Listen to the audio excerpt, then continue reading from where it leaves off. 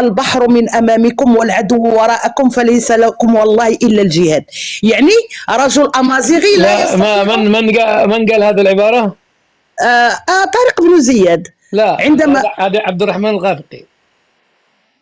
ماذا؟ عبد الرحمن الغافقي. لا لا لا لا لا طارق بن زياد يا أخي. طارق بن زياد. نعم. تجاوزوا هذه النقطة بارك الله فيكم. لا خليني، لا ما ديروش عليا حتى واحد ما يدير الوصاية على المداخلة ديالي. أنا رأيي يلزمني وحدي. أنا كنقول داك الشيء بمصادر تاريخية ولا أتجنى على أحد. عندهم يا سيدي البروباغندا ديالهم أن طارق بن زياد أمازيغي، فكيف يمكن أن يصوغ هذه العبارات البلاغية؟ أنا أجيبهم. عندما أتانا عبد الرحمن الداخل إلى المغرب أكان يجيد الكلام بالأمازيغية؟ أتواصل مع أهل المغرب بالأمازيغية أم باللغة العربية؟ هذه محتاجة إلى جواب مقنع. عندما أتانا المولى إدريس إلى الأخ الشمالي، سد الكاميرا إذا سمحت إلى أن يأتي دورك، لا تشتت الأذهان. عندما أتانا المولى إدريس إلى مكناسة، هل تكلم معنا باللغة العربية أم تكلم معنا باللغة الأمازيغية وكان يجيدها ونحن لا ندري؟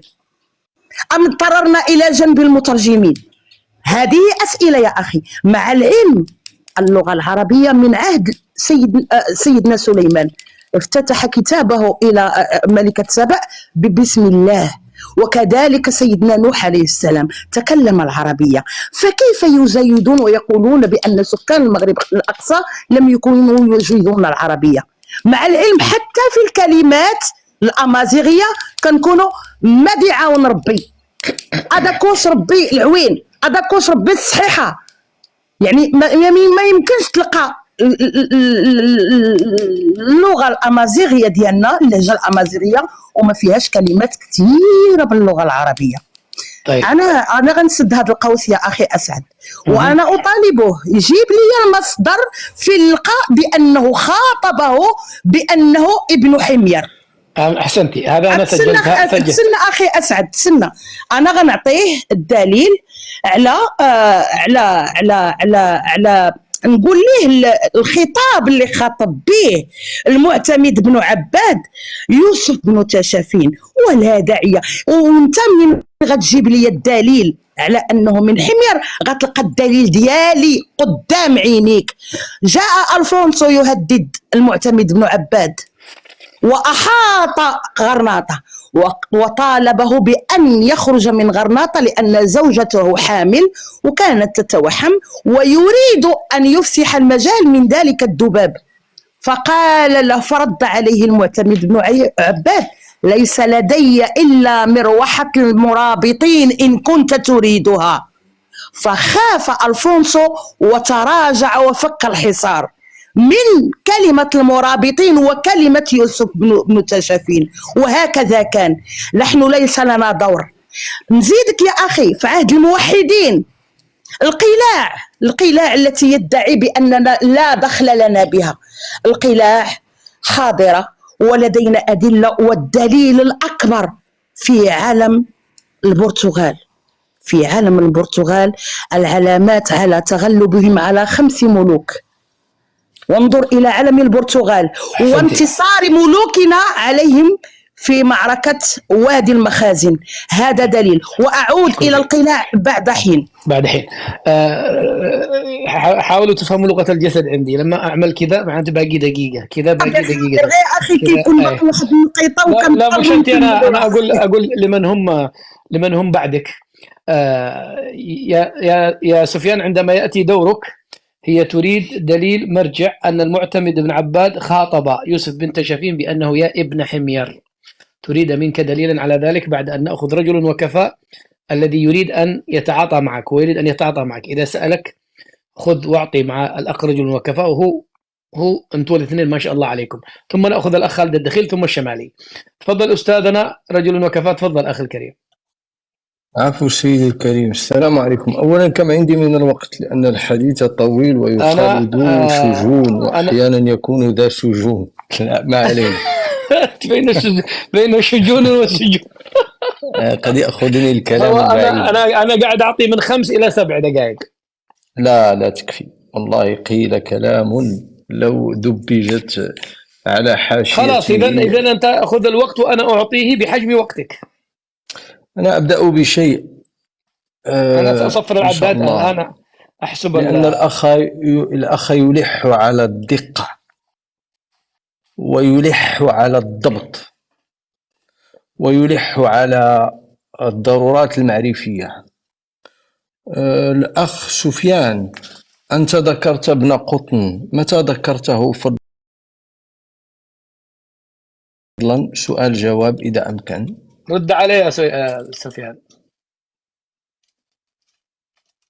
سفيان معاك. رد على الأخ، تعاطى معه، تفاعل معه. تفضل بس اسمع شو يقول. عفوا، أنت ذكرت ابن قطن، متى ذكرته فضلا؟ بوصفه ماذا؟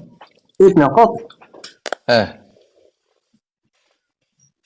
أنا ما أذكره يا أخي. لا، ذكرت عدة أسماء ومن بينها ابن قطن، أكثرت من الأسماء. لم أذكر. ذكرت الخولاني، السمح بن مالك، وأنا أحييك على ذكر السمح بن مالك. لا، حكام الأندلس. ذكرت أحدهم وهو ابن قطن، أليس كذلك؟ متى ذكرته فضلا؟ لربما. تفضل. لا، أنت ذكرته، ليس لربما، أكد أو انفي. من قصدك من حكام الأندلس؟ نعم. لم أذكر. نعم، لا ذكرته في السنة. لم أذكره يا أخي، لم أذكره. أنت تقول لي ذكرته وأنا لم أذكره يا أخي. ذكرته. تفضل بس قل لي المهم. أطلب من الناس الذين سيستمع، أقفل فضلا، سألتك ولم تجيب، أقفل فضلا حتى أتمم الكلام. أطلب من الناس الذين سيعيدون مشاهدة الحديث، هذا كله في إطار التصحيح، هو ابن قطن وليس ابن قطن، ابن قطن. وابن قطن أسرة كبيرة، وأتعجب لمن يتحدث عن تاريخ الأندلس أن لا يحسن حتى ذكر آل ابن قطن، وهم من هم في تاريخ الأندلس. هذا عجيب.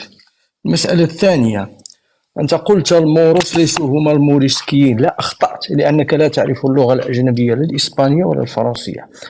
أسك يا أخي العزيز، خليني نكمل يا أسعد. أنا لم أكلم هذا. سفيان اسكت يا أسعد. يا سفيان سأنسحب يا أسعد. لم يقاطعك يا سفيان. اصبر. أنا لم أقاطع هذا الشخص، ولن يقاطعك. عيب. هو التزم بكلام لا يزيد إلى لا أريد أن أقضي على الكلام. موريسك، اسكوي، أنت لا تعرف اللاتينية. كل اللغات اللاتينية الحديثة هذه اسمها النسبة، مثل الياء والتاء في العربية، كأن تقول الدمشقي دمشق وتقول الدمشقية، فتقول موريسك أو موريسكوي نسبة إلى موروس. هذه مسائل لغوية لسانية، هذا ليس اختلافا في الاسم، هذا فقط النسبة. فحين أقول الدمشقية فهو على صلة بدمشق، لكن النسبة في هنا هي الياء. فاسك كأن أقول عربي وأقول أرابيسك، فإني أنسب إليه، أقول إنني أقصد النسبة، إنه ينتسب. هنا أخطأت يا أخي، لا تركب هذه المراكب فإنها عالية وصعبة. أريد أن أقول للأخ كذلك، هذا فقط من باب التقديم، هو يتحدث عن دمشق والشام وعن الجزيرة، أقصد الجزيرة العدوى الأندلس. لا، شوف يا أخي، حتى